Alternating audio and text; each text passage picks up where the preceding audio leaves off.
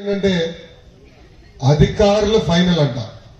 అంటే భూమి వివాదం ఏమవుతే మన అధికారుల దగ్గర తీర్చుకోవాలి, కోర్టుకు వెళ్ళే అర్హత మనకు ఉండదంట. సో వైకాపా నాయకులు పొగడాలలో చూసాం కదా, వాళ్ళకి నచ్చితే మన భూమి లాక్కుంటారు, మన పైన దొంగ కేసులు పెడతారు. సరే ఎవరికైనా పొరపాటున ఒక వైకాపా నాయకుడికి మనకి ఇల్లు నచ్చినా, మన పొలం నచ్చినా అధికారుల దగ్గరికి వెళ్ళి ఇమ్మీడియట్ గా పొలం నా పేరు మీద రాయండి అంటారు. అప్పుడు అధికారి ఏం చేస్తాడు, భయపడి సొంతకం పెట్టేస్తాడు. భూమి వాళ్ళ పేరుకి వెళ్ళిపోయింది, కోర్టుకు వెళ్ళే అర్హత లేదు ఆ చట్టం ప్రకారం. ఇంకో విచిత్రం ఏంటంటే ఒరిజినల్ కాగితాలు, భూమికి సంబంధించిన ఒరిజినల్ కాగితాలు ఈయన పెట్టుకుంటాడంట, జగన్మోహన్ రెడ్డి గారు పెట్టుకుంటారంట, మనకి కాపీలు ఇస్తాడంట.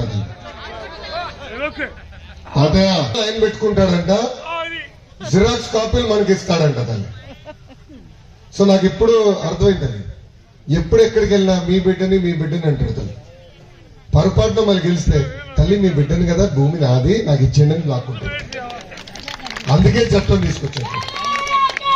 అమ్మా మీరు ఆలోచించండి, భూమి కొనిన తర్వాత కానీ లేదంటే భూమి అమ్మే ముందర కానీ ఆ భూమి పత్రాలు తీసుకెళ్తాం, దేవాలయం కానివ్వండి చర్చి కానీ తీసుకెళ్లి పూజలు చేసి అప్పుడే కార్యక్రమం చేస్తాం. ఎందుకంటే ఒక అటాచ్మెంట్, భూమి అంటే మనది, ఒక భద్రత మనకు ఉంటుందని. అలాంటిది ఆ కాగితాలంతా ఈయన పెట్టుకుంటాడంట, కాపీలు మనకిస్తాడంట. ఎంత అన్యాయమో చూడండి.